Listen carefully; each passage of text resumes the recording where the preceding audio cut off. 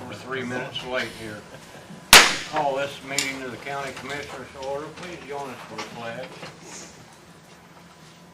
I pledge allegiance to the flag of the United States of America and to the republic for which it stands, one nation, under God, indivisible, with liberty and justice for all.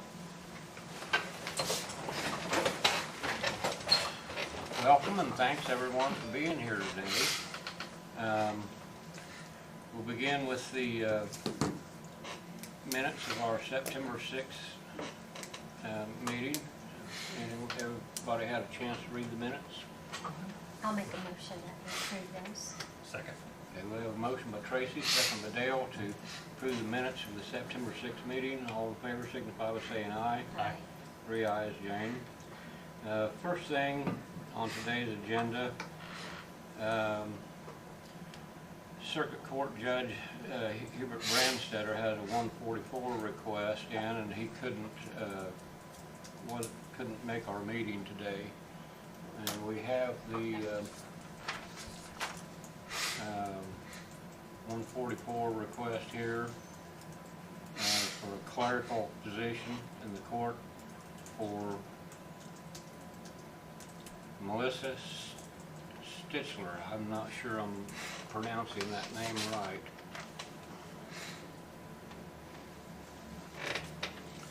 I'll move to approve.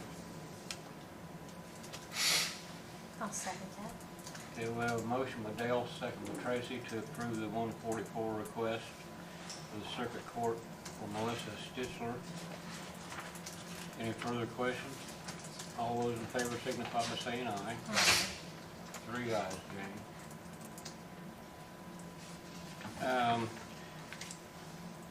For the probation department, Ryan Siggers is here.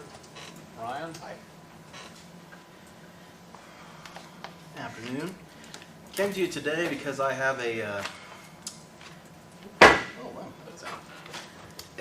app that would need a contract signed for the probation department to start using. Actually, we'll pass those down. I printed out the brochure. I was in a training a week and a half ago where they put the app on. The app would be used for low-risk misdemeanor defendants while on probation, instead of having to travel into the probation department and sit in our lobby amongst people who may be bad influences to them, or any number of things why you wouldn't want to be sitting next to them. They can check in through an app virtually. It would cost no money to the county. It's paid for by the probationer. We'd set up a technology fee or something where they would have to pay into it. It's a relatively low cost, $1.25 a day per offender. It uses facial recognition software and voice recognition software to make sure it's the right person checking in, and uses your phone's GPS to make sure that they are where they're supposed to be when they check in.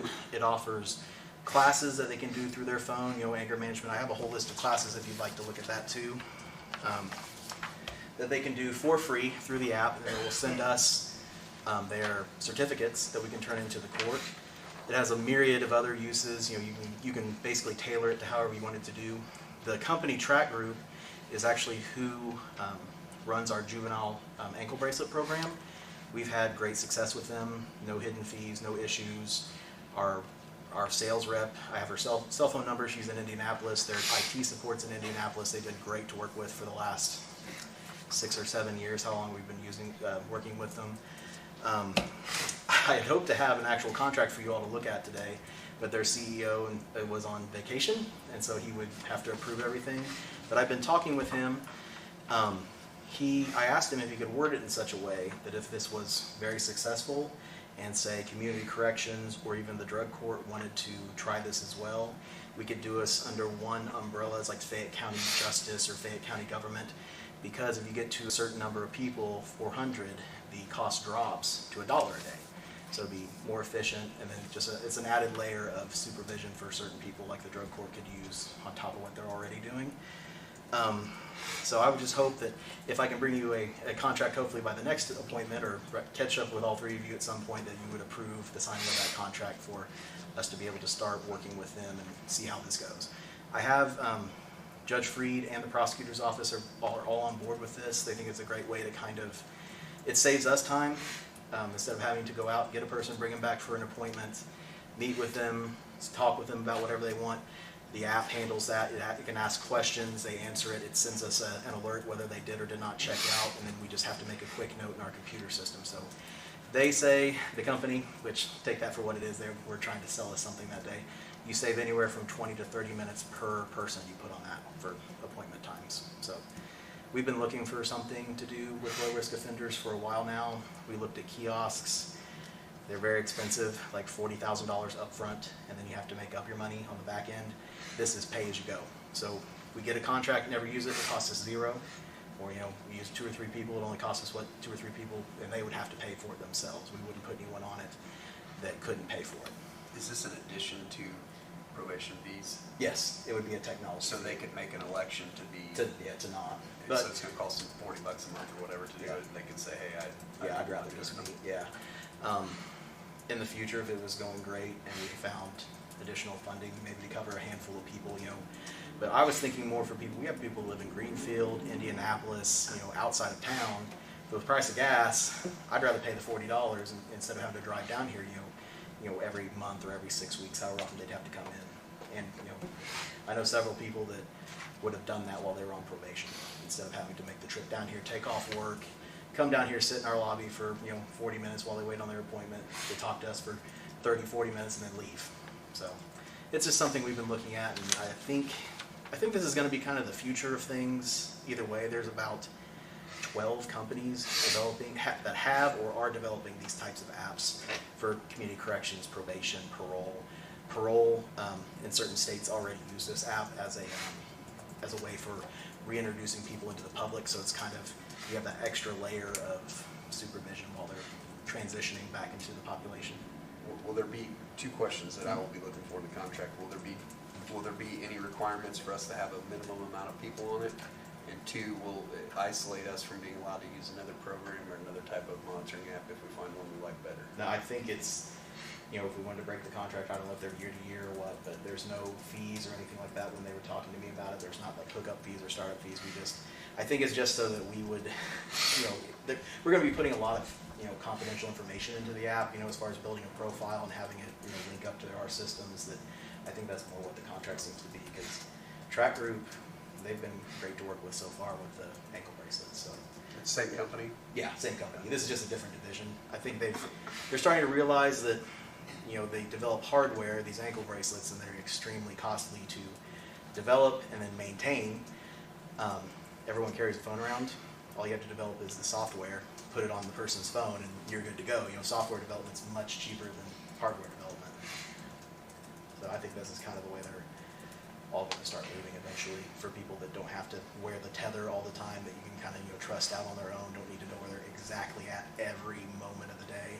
So it doesn't track where they're at when they don't check in?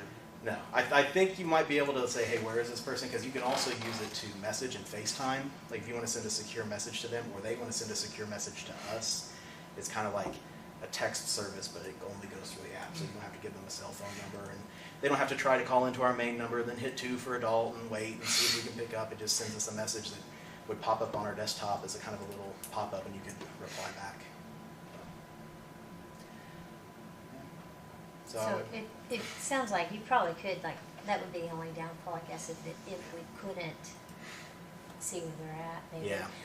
But these are you have to low-risk find people. find my friend. Yeah, and yeah. make them do that. Yeah, and you can send them a message and say, I need you to check in right now. You have to let you, yeah. Other ideas for it that came into my mind were the kids, maybe say someone you're not worried about running away, but you like our truancy issues. Mm-hmm. Hey, check in on the app at school at lunch.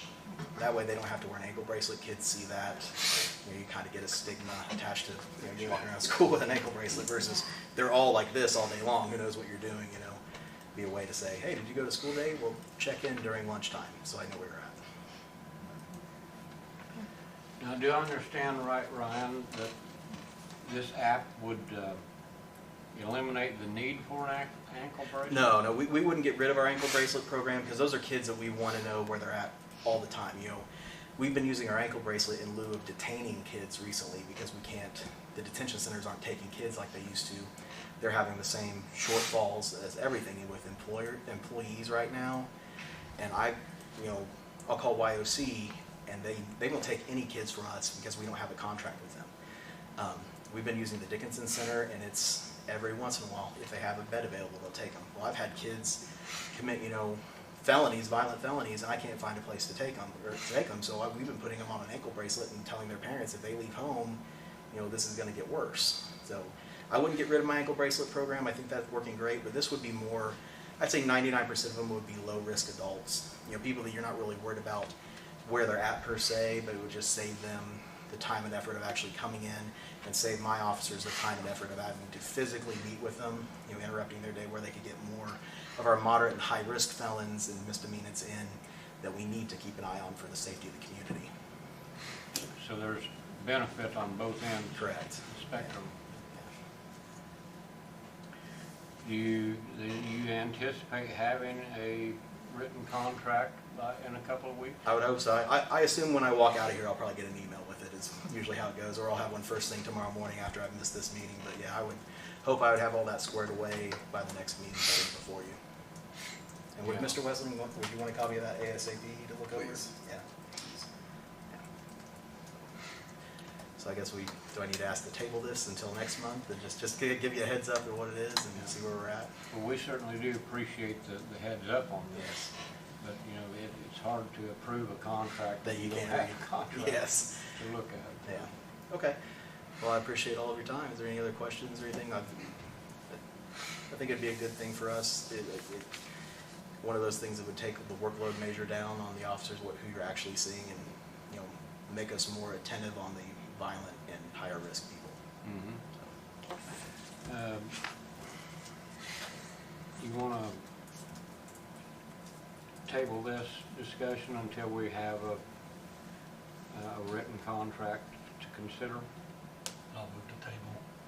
So, Okay, we have a motion by Dale, second by Tracy, to table this request until we have a written contract from the company, and then we'll consider it then. Okay. All in favor signify by saying aye. Aye. 3 ayes, Jane. So there you go, Ryan. Thank y'all. Is there anything else we can do for you? No, sir. Okay. Thank Thanks. you. Sheriff Laughlin.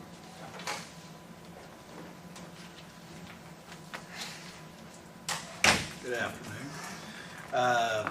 First thing I have is, I know we had previously discussed the purchase of a 2015 Ford Explorer. Got the opportunity to buy this from Reedman's. It has 210,000 miles, but seems to be in pretty good shape. We took it for a test drive. Vehicle we're getting for $3,863 from Reedman's. It books for quite a bit more.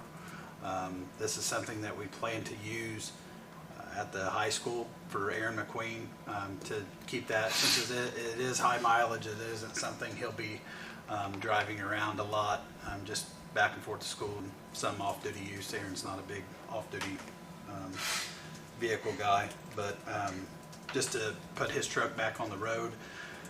We have money in our budget. We've not spent any of our vehicle money this year just because nothing's available. Mr. Reedman did look into trucks, and I know he has a few trucks ordered that he's just going to sell to any law enforcement that become available. We are on that list, but he done that in January, and here we are in September, and nothing's in yet. So this is a short measure, I think a really good deal, and it will, like I said, free up Aaron's truck, which Aaron probably takes care of his truck better than anybody. We can put that on the road, and I have the next part of what I'm talking about. We have a few new deputies that we'll be able to use that truck for. So just need your guys' official approval for the vehicle. It's set out in front of the jail for several weeks now, so I'd like to get it to use. We'll get it striped and put it out to high school as soon as possible. Move to approve. I'll second that.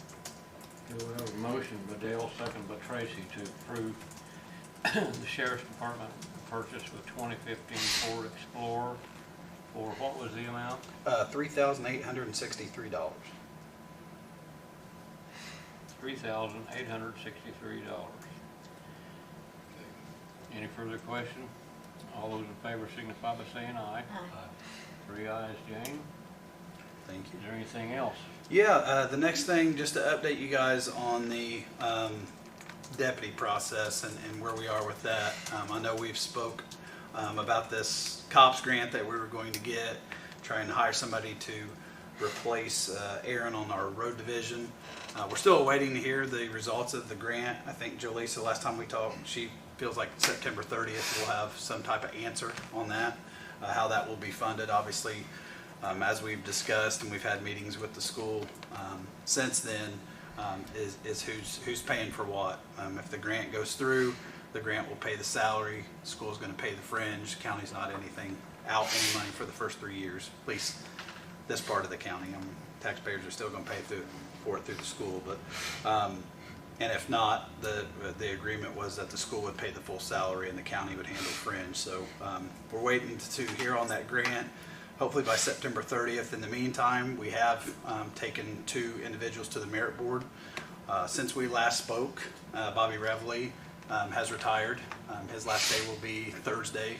He's accepted a position at the high school. He's teaching construction out there. He's actually been doing that since the start of school. He's been using his vacation and all that to see if he liked it, and he likes it and decided it's time to go do that. We're quite happy for Bobby. It's a big loss for us, experience-wise and just friendship-wise too. But we're happy for him, but that's created another position. So we actually have the 2 positions, Bobby's open spot, and then this position to fill the SRO spot, waiting to hear the funding on that. And so we took 2 individuals to the merit board. Those 2 men were David Jones and Nicholas Muston. The merit board made the recommendation to hire David Jones first. David will go into Bobby's spot, and he will start September 26th, next Monday. They're actually over getting outfitted for vests now, but David is a former, or I don't think you're ever a former, David's a Marine. He works for Reed Police now. He's a former jail officer with us, great young man. Excited to be able to bring him back to the Sheriff's Department as a deputy. And Nicholas just recently got his bachelor's degree in criminal justice. He's part of the Mustin family that does the deer processing. Really nice young man. His brother worked for us some years ago. He did an internship with us. Super nice guy, very intelligent. They both excelled on all testing phases of what we did. They were the top 2, pretty far and away. So Nicholas will start tentatively October 17th.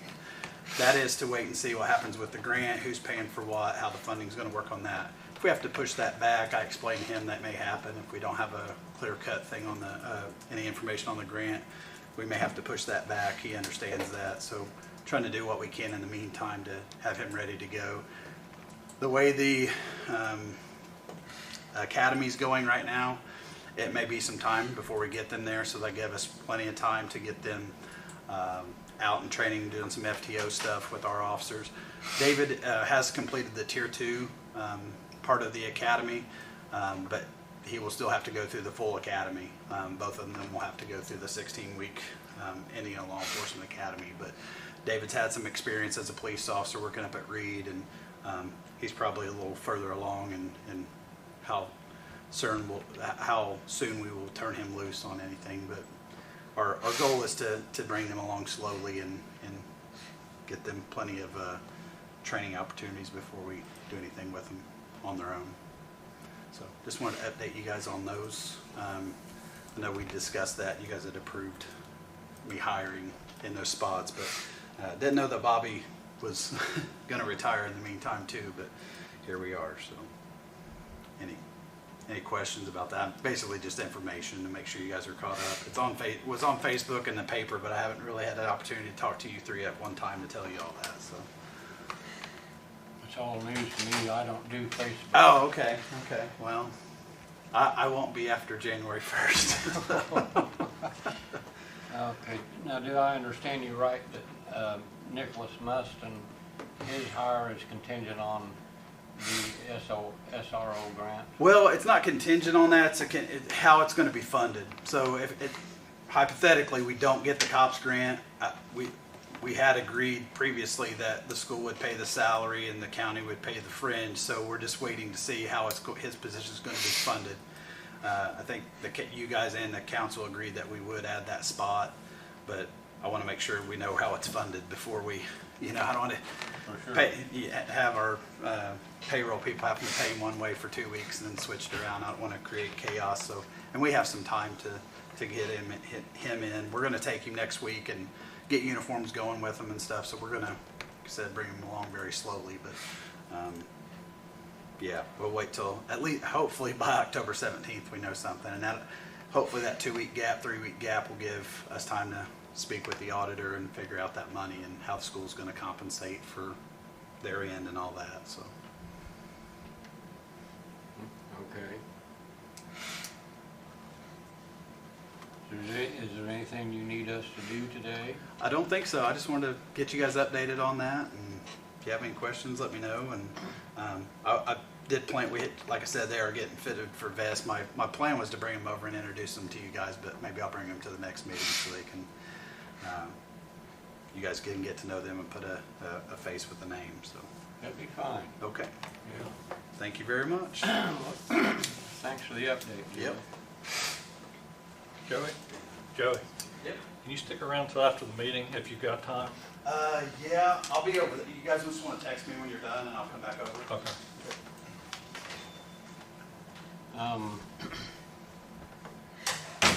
Highway Department.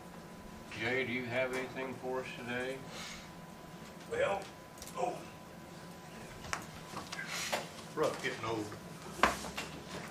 We finished the road out there with chip sealing. We're done with it. We're gonna go. I wanted to get with the commissioners and see how much they want to spend on Dog Pound Hill to fix that road up through there. Which road? Dog Pound Hill. Oh, okay. Cause it's only 3/10 of a mile going up one road and coming down the other one. So it's not too bad as far as mileage. Right. But it's got a pretty good dip on that steep hill coming down. We need to take out of it. Well, the only choices we have is either hot mix it or chip seal it. Hot mix would be better, could get the dip out of it. Yeah, But of course, it might make it a little slick in wintertime. no doubt it will. Dave Rickman, if you remember him being in here Yeah. complaining about that. He's asked me 3 or 4 times when we're gonna fix it.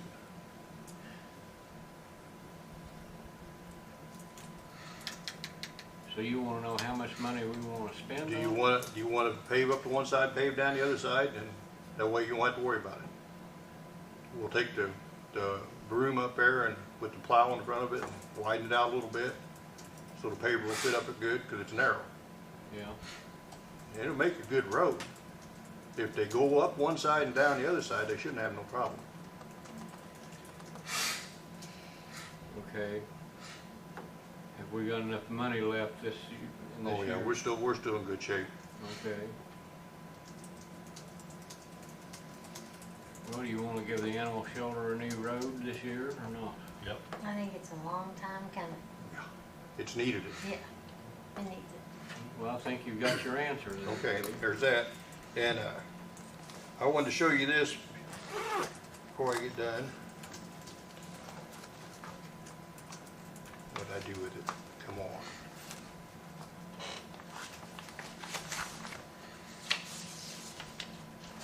I'm gonna pass it along to him. Got it.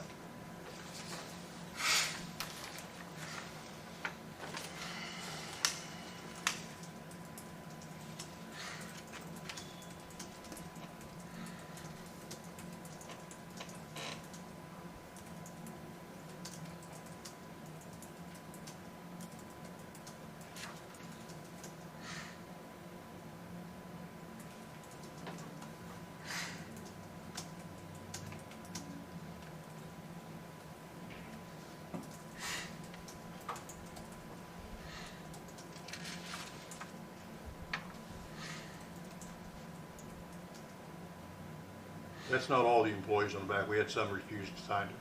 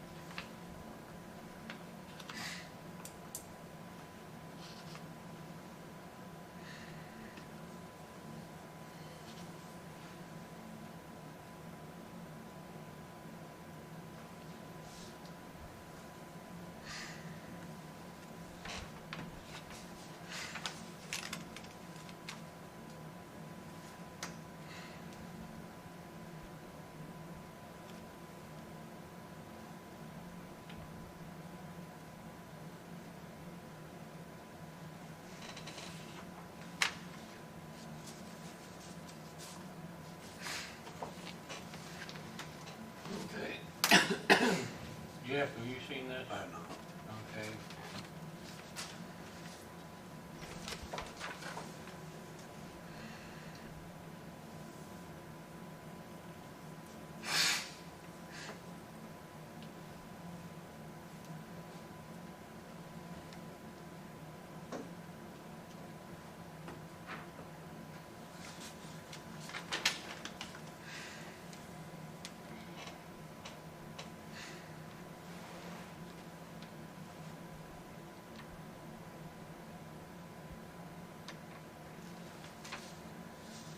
I'm familiar with the background. Okay, for everyone's information, that we've just been handed a grievance by employees at the highway department, charging that the county is in violation of the current agreement by changing the work hours back to 8 hours per day on beginning September the 26th. Their understanding is that the summer hours of 10 hours a day, 4 days a week, would be through the end of September.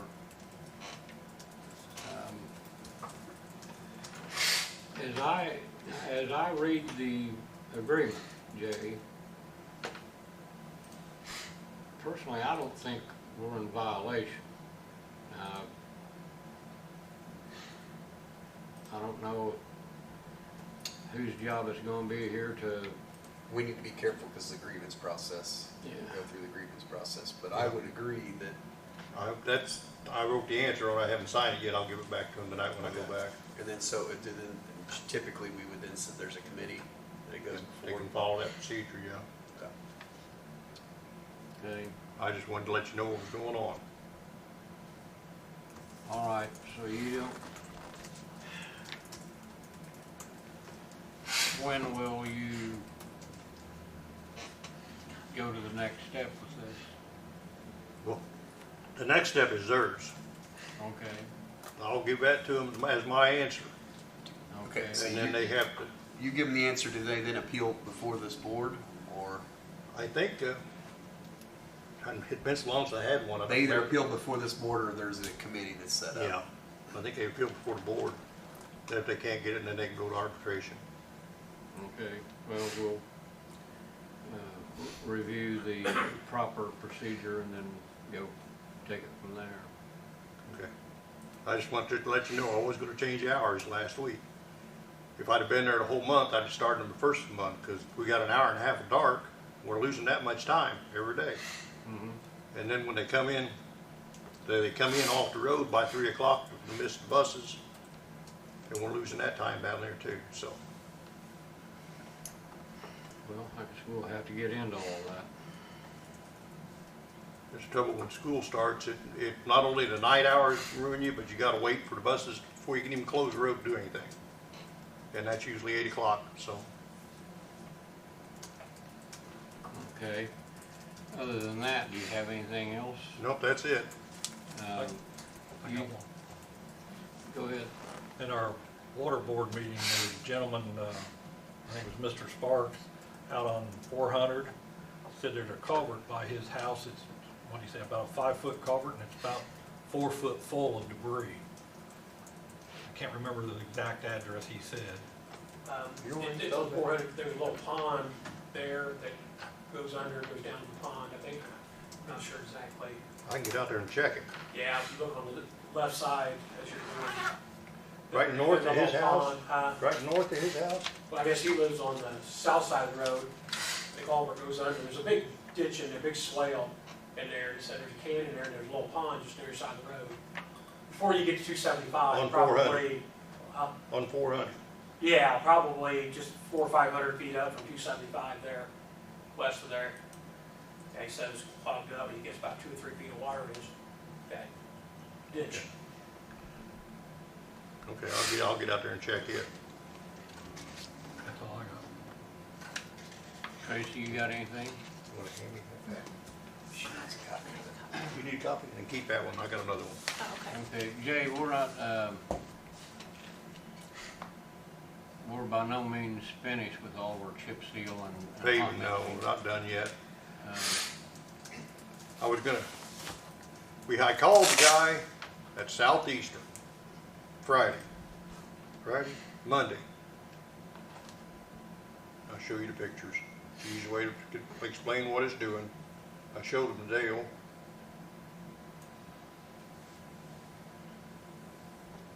I remember where I got him at. Pass that around to him. They said it seems like it's doing this every time they go to take off with it. And they have to back up and restart. And he's going to try to get down. So we stopped after we did finish that out there so he can get down and check it, because he needs to check the calibration on the chip box stick, because they were afraid it was putting too much gravel down. But the road we did looked good, so I don't think it's putting too much down. So this is the distributor truck Yeah. again? He thinks, he told me on the phone he thought the eye needed readjusted, that they had it too high. And they just put the new eye on it, so. Do we have the transmission fixed on it now? Yeah, we got the airline fixed on that. It was just a broke airline is all it was. Okay. Wouldn't let it go out and go into gear. So it's ready to go. Okay, do you know if they're paving down on 350 South today? They should be done today. Okay, They were down just east of Bond Drive Board and getting ready to go down the hill. You know, they took that all the way to Bird Sanctuary? mm-hmm. I didn't think we were supposed to go that far. Yeah, I understood we was going to Bird Sanctuary Road on that one, but the,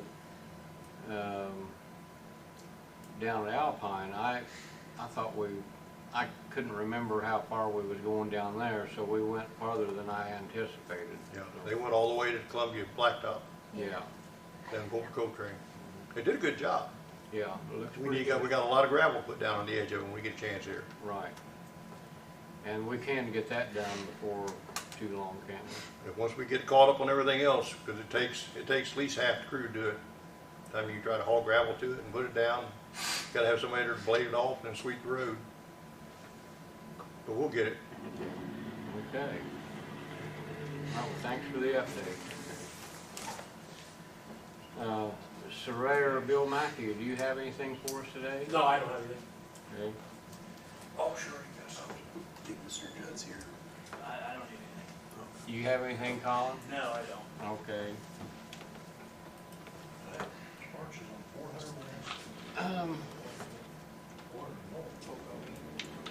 County attorney, do you have anything? I mean, other than that, I've reviewed that DLZ proposal, but we'll discuss that in a minute, so.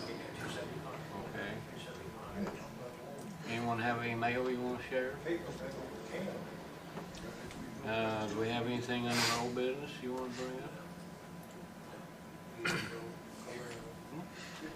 Okay, under new business, we have a proposal from DLZ for engineering services pertaining to project we've been talking about to replace the air handling system at the jail. We've all seen this. What do you think?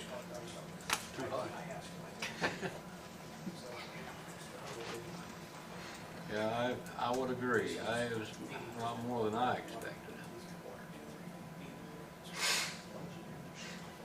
So what are our options here? We just, Well, we could not go with, obviously, any engineering firm and just accept bids. We could negotiate with DLZ, we could negotiate with other other engineering firms and see if they'd be interested in sending us a proposal. Or we could try to work on contract details with our layman minds with the contractors to make sure we get something that is going to fulfill Indiana requirements. One problem with that is we have some type of idea of the language that would need to be included, but we're not crystal clear on that. And so how to get them pinned down to require that seems a little tricky. I would hate to do that big of a project and not get what we wanted. That's my fear. nobody wants to get into that situation.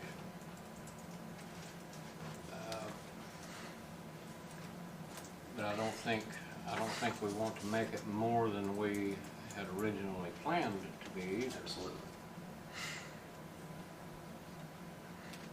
We could always, discuss with them some ideas on what could maybe make this more cost efficient, or we could talk to other engineering firms. I think we reached out to them because of their familiarity with the project, essentially. Right.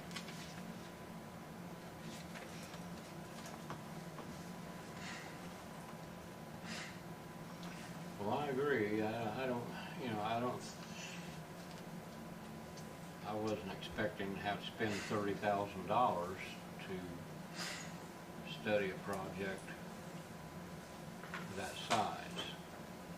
So, If I remember correctly, some of that was to help with bids, to follow up on the project. I don't know that we necessarily need any of that. It might be just we pin them down on what exactly we need, what language we would require. You the representative? Yeah, I'm right, yep. I didn't want to talk to you. That's nothing, that's just a line. Oh, okay. So, yeah, I can go back and take a look on what we can do fee-wise. The fee we did provide included development of the construction documents, so the drawings, specifications. It actually included doing calculations to make sure the units were the proper size. Now, if we're replacing in kind, there's a little bit of fee we can pull off there.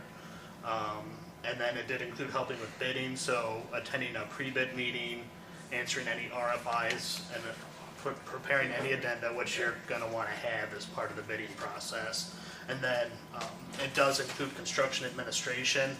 I believe we had in there 3 site visits during construction, as well as a punch list, and also reviewing as-built drawings and issuing the certificate of substantial completion. So that would be an area we could reduce some of the scope. We would still recommend having us come out to, at a minimum, do a punch list to make sure any installation would meet the requirements of the construction documents. But again, we would certainly, it's the county's choice if they would even want us to do that. I mean, there have been projects where we haven't done construction admin. So we can certainly revise that if you want me to pull some of these items out, or know if you all want to discuss, and then could reach out and we could always revise our proposal to see if we can get something down a little bit lower. I don't know what type of number you're looking at, but you will see that the breakdown that we have in our fee, we did break it down on construction documents, bidding, and construction administration. So that gives you an idea, at least, of what the level of magnitude of each of those items are. I would say again, on the design side, the main item really that could be taken out of that would be doing the heating and cooling load calculations and just replacing the units in kind. My understanding is you do have existing drawings we'd be able to use to have all that information, so it's just putting together the drawings to make sure everybody's bidding apples to apples. I think that was our original need more than anything else. Are you Joshua? Yes, I am Joshua. Okay.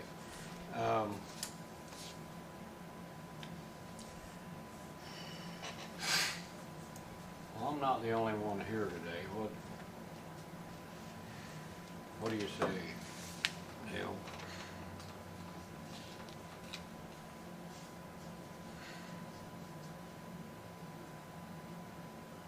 I wouldn't have thought that we would even need the construction administration. It's just something we offer up just because it is pretty standard on a lot of projects. It allows us to be a representative for the county to make sure the contractors are meeting the requirements of the documents, and that they are doing everything to the T.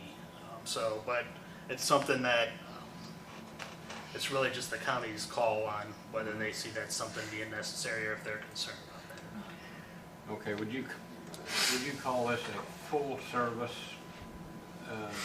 offer? Yes, this is a full service design through construction. Okay. I think they want a third service. Well, what I want is a full service agreement at third service prices. There you go. Mr. Cheap.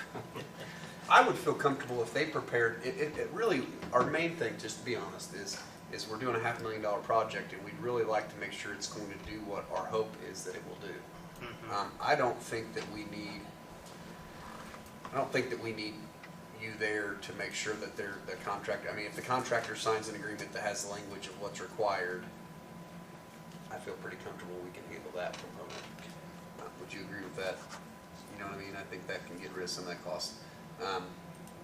The bids, as far as those fees, I really think as long as we have, I mean, really it was one of those almost to have you review the quotes. I mean, I don't know if that is even, have the language that we want to put out for them to include in their quotes, and then have you review the quotes and make sure it would include everything you need. The language in our advertising for bids was the original sticking point. Because I don't know, and can't get anyone to really say, is there a industry standard for measurement of airflow in a county jail? There is.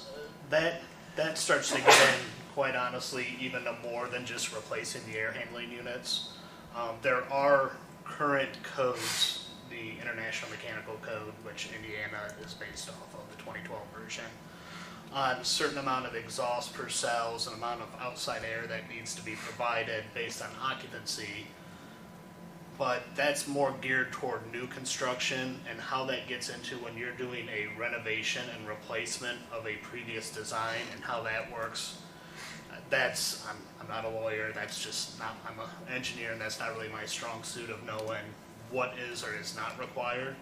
But there would be no way to review the quotes to determine that. That's more of reviewing the existing drawings, seeing what's there, and honestly, that's where it gets kind of back into design services on having an engineer look to see if it meets current code. Now, they can measure CFMs and do items like that. You've got testing and balancing contractors that can determine how much air your air handler is producing, how much outside ventilation air is being brought in, which would be one of the code items. There are means to do that, but that certainly, from the quotes I reviewed, would not be part of that. Those quotes and what DLZ's fee proposal for is just replacing the air handling units. I mean, that's the type of stuff we can review, and without looking at the existing drawings, I'm just not able to comment on if what you currently have at the facility does meet code or not. That's something, because we do a lot of correctional work, that in looking at it would be able to probably determine pretty quick if there's an issue or not, at least an obvious issue. But that just gets into that tricky part of the design side of making sure everything's okay. Sure, yes. And that building was built when 1980 codes were current. Things have changed since then, but I don't know how much that affects this project to just replace aging equipment that obviously needs a little bit of update. Right. Yeah, I mean, it's not uncommon for any type of facility to replace equipment in kind, and I would imagine there's verbiage in the code that says, you know, when you're doing a renovation or a replacement in kind, it's probably grandfathered in, but I'd really have to do some looking on that end to confirm that. But, I mean, it's not unusual to replace equipment in kind. But the type of equipment can't improve that alone? In this case, the air handling units are pretty simple. They're not, it's not like you're looking at like a chiller or a boiler where there's efficiency aspects of it. On an air handling unit, it's pretty simple. It's a fan and coils.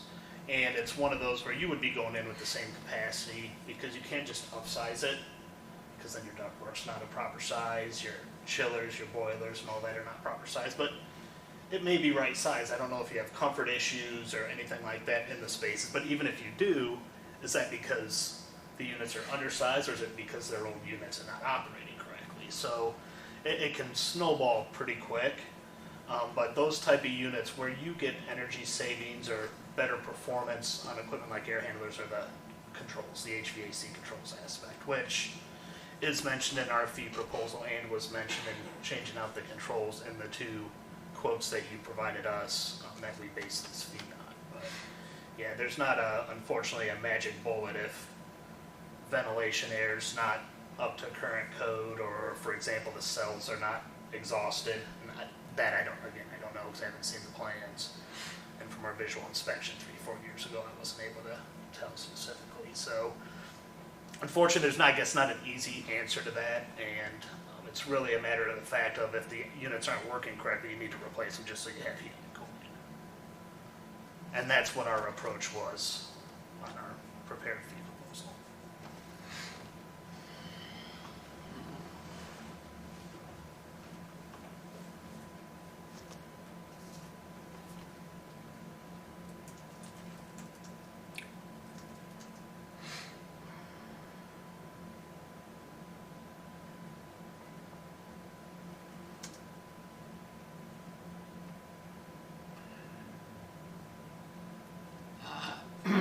I know what I want to ask, but I don't know if I can come up with the right definition of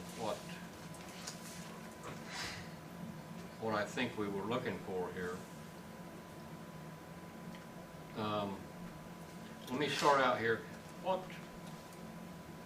would be in your construction documents?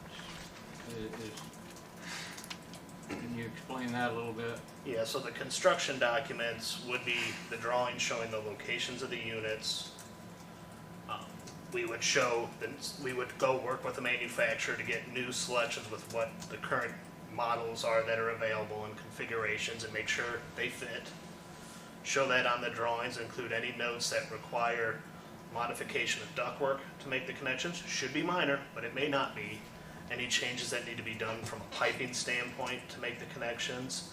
And the biggest part of it would be the HVAC controls aspect. I believe everything out there now is pneumatic controls, which is a pretty antiquated system. You don't see that anymore, and honestly I haven't for about 20 years.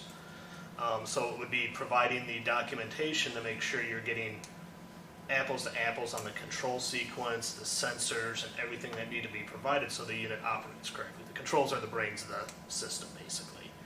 And there's a lot of variability that you can get without documents prepared to have people provide apples to apples. There's a lot of different type of controls you can do out there that, and some they all may be electronic, but it's not apples to apples. Some are very basic, may not have the good energy efficient sequences to them. So there's a lot to it. It's unfortunate as simple as, well, provide this unit with controls. Well, what are those controls? Is it something that's standalone at the unit itself? Or is somebody providing a bid to provide controls that go to a central computer that you can review remotely? I mean, there's a lot of different ways you can go about that, and without documents that spell that out, both from how the sequences should operate, but then also the specifications, the project manual booklet, that has the specific requirements of, thou shalt provide this, here are your approved manufacturers, here is how the installation needs to occur and the type of material you use. That is something that would also be included, not just from the controls standpoint, but on the air handling unit that's being provided. It's, again, making sure you're not getting a cheaper unit where somebody else is providing, maybe somebody's providing the lowest, cheapest, somebody's providing the high end, and you need something in the middle. And if you don't have documents and specifications that spell that out, you just don't know what you're getting. And then you don't have something that you can tie the contractor to when they provide the equipment and install it. So what we would be providing would be the drawings that make sure they're handling all the scope of work and any items that may not be considered, because it's never as simple as just replace the unit. You do got piping, ductwork, controls. But then also providing the project manual with the specifications on what's the material should be, acceptable manufacturers, and how it needs to be installed. Then on top of that, all of your Division 0 and Division 1 front-end items that are your bidding and general conditions that tie them to a lot of contractual type items. So we would be providing all of that as a standard bidding. Very similar to what honestly was provided for the annex, the jail annex project that just bid and I believe got awarded recently. It'd be similar, not quite as many drawings or specs, but it'd be that type of information. Do you have particular, like you've mentioned this several times, I heard the acceptable manufacturers, do you have certain ones that you use? We have certain ones we use. I mean, we of course Yeah. list 3 or 4, but and part of that process when we're developing drawings like that is also to speak with the county or the folks that do your maintenance, whether you have somebody in-house or you have a service contract, on are there manufacturers you haven't had success with or had problems with. Because part of that too is if you do have those issues, not including the specifications while still including 3 or more so you can get competitive bids. So, but yes, we would have some in mind that we would bring to the table as part of what we put in our experience.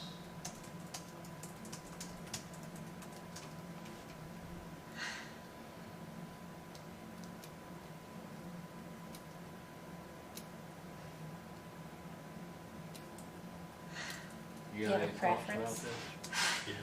There's a few, but it's honestly, it's not more one than the other. It's just There's people. certain ones that are doing, like for jails and, They're actually pretty consistent across the board for air handling units. A lot of times it's just, I've got people I've worked with for 18 years and you that's know who I go them, to. They right.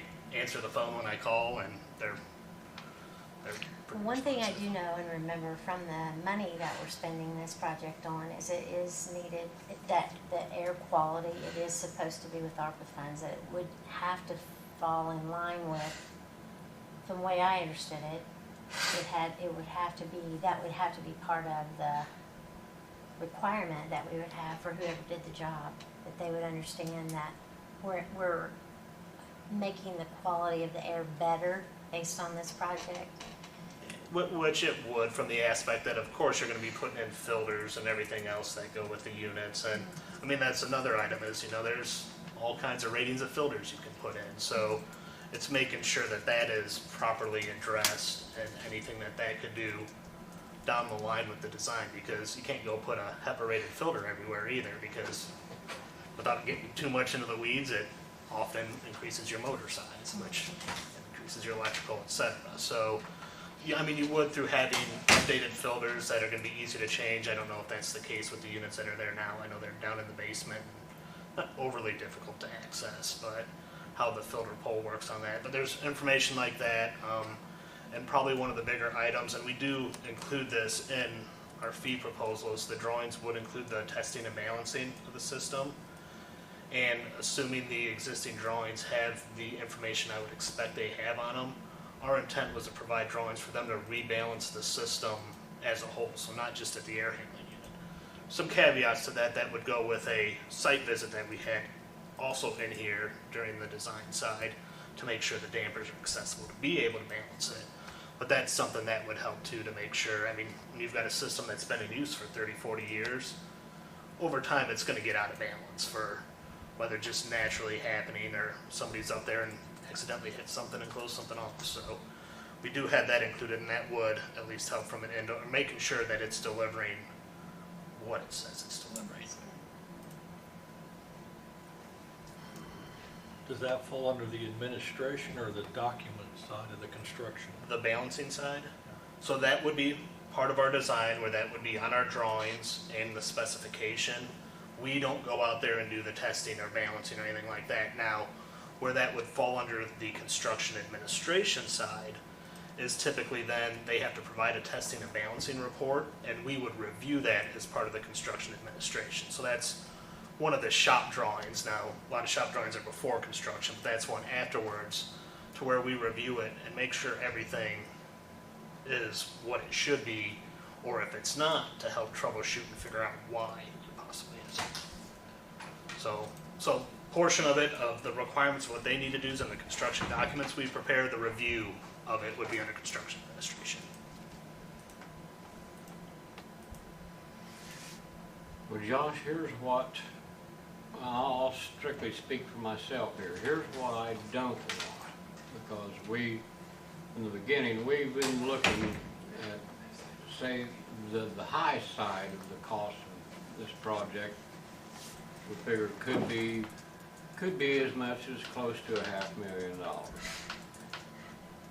What I don't want is you turning that $500,000 job into $1 million job. Because if that happens, it's game over. I mean, we don't have the money to do that. I'm not trying to be a smart aleck about it, but that's the end result. We've got to stay within the amount of money we have to spend on it. Understood. As part of the design, we would do a cost estimate. Now, I can't, until I can actually do a cost estimate myself, I can't say, I mean, obviously, you got two numbers that are pretty close, so, I mean, that's obviously a good sign. But throw into that, in fact, I mean, we know with inflation and everything else, that 2.5 months down the road, by the time the documents are, who knows what prices are. So I get what you're saying, and certainly no, our intent would not be to go add scope beyond what those contractors were bidding on and turn it in a $500,000 project into $1 million project. But from our standpoint, there's only so much we can do, obviously, come bid day and what costs are. But I understand and appreciate your comment, and our intent is not to go adding more on top of this. And in fact, we even put in our fee proposal, that's why we stated we were going to replace in kind, and if we noticed anything that we thought was a major concern from a design or existing standpoint, we would bring it up to the county and determine from there if something needs to be done and if further negotiations are needed for fee. But that's, we don't want to exceed the scope of work that was stated here on that first page of what the documents would indicate.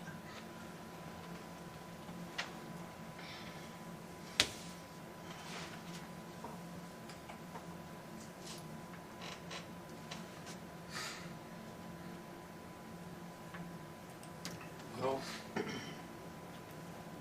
knowing what you know now, is there,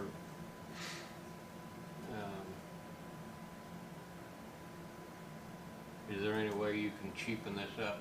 Let me go back to the office, take a look at it. I'm not, myself, I don't have the authority to approve, of course, changing a price specifically here in this meeting. But going back, I will take a look at it, and I will remove the load calculation standpoint. So we are just going to replace what the drawings say the unit size are. I'll go ahead from, I think you probably want to leave our bidding services in. I mean, if you think it should be removed, we could. But that's really where if questions come in and there's something that's not quite clear on the drawings, that's where we can come in and help. But I'll take a closer look at that, see if there's anything we can do. And then from a construction administration standpoint, really I'll ask you all what you would like to see from our end. I would still recommend a punch list, because that's when we can come and review after construction's over with to make sure it meets the requirements. So at a minimum, I would recommend including that. And then it's really at the county's risk if they wouldn't want us to review shop drawings or be available for replies. So requests for information during construction. I mean, if I can look at it, see if we can pare it down, and I'll be very clear what is included in each of these phases. And then certainly you can review a draft of it, and if it's not what you're thinking, and you say, hey, can you shave this, or we don't think this is needed, we can have that back and forth and pretty easily take a look at this and see where we can get this fee and see if we can come to some agreement that works both for DLZ and for the county. So I'd be more than happy to go back and have some discussions, remove some of these items, and see where we end up. Okay, how does that sound to you two?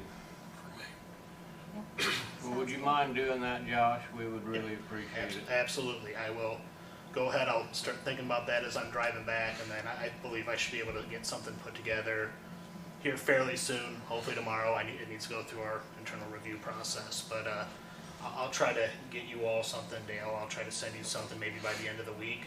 That way you can put some eyes on it, see if you have any further questions or something on the scope of work that maybe I didn't interpret correctly from our discussion here today, and then we'll revise and see if we can get to a happy ground that works for everybody. Now, this whole thing started out as a way to satisfy the needs of state statute in bidding a project of this cost. The county attorney gracefully pointed that out to us here one day, and it's kind of seems like it's turned into something now more than what we had originally intended. But It's a challenge. We've seen it with other clients as well. That it's that statute of whatever that magic number is on when you can just go out and get 3 bids on your own versus when you need the documents. So I understand that and can appreciate the challenges that's involved with that. okay, well, let us know Yeah. as soon as you can what you can do on this. Absolutely, and I just say we do appreciate the opportunity to submit anything and come in here and have this discussion. So I'll get back to the office, we'll take a look at it, and we'll get you something and see if we can find Okay, some well, I numbers. appreciate you coming all the way over here for this today. Not a problem, so, thank you. Okay, thank you. You all have a good day.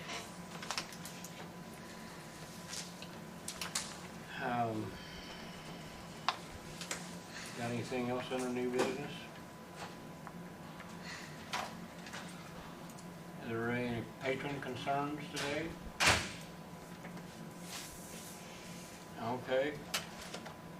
All that leaves is claims and payroll. Just got one question. Have we got any applications in for EMA director? Seen anything or heard Not anything? that I know of. That's all I have. Got anything, Tracy? No, Okay. so we'll move to do claims and payroll. Second. Okay, we have a motion by Tracy, second by Dale to approve claims and payroll. All in favor signify by saying aye. Aye. 3 ayes, James.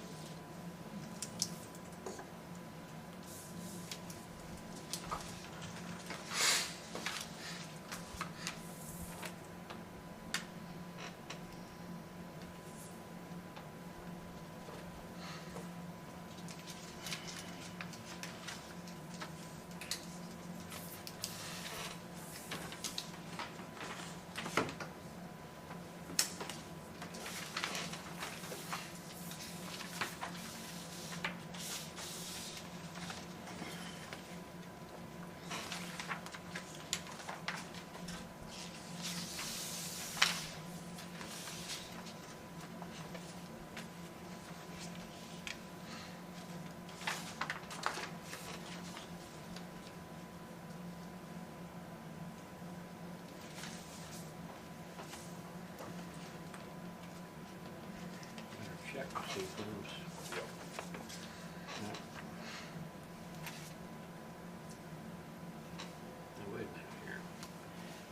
you've got these clipped together. I mean, okay, I see where I'm at now. I got a little bit ahead of myself.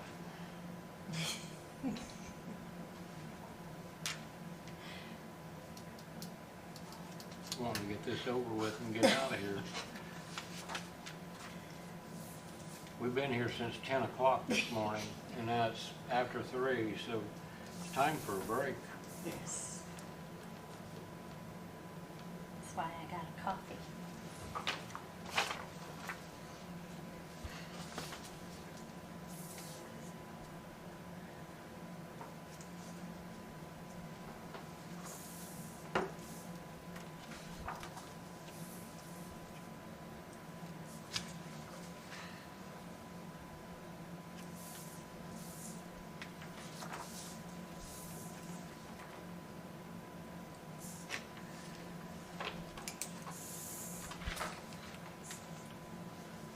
Dale, when are you gonna start picking corn?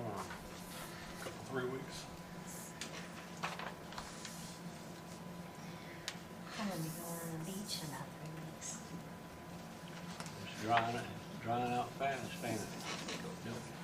The Outer Banks. With my girls. It's gonna be fun. I'm sorry. Chit-chatting. Got ahead of myself again.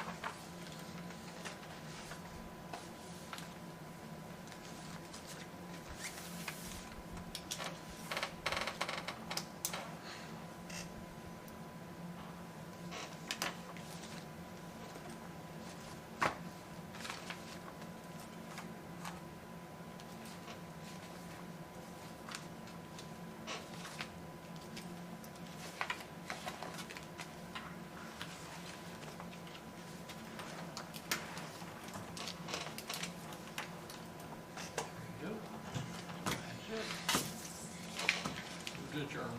I'll second. We have a motion by Dale, second by Tracy to adjourn.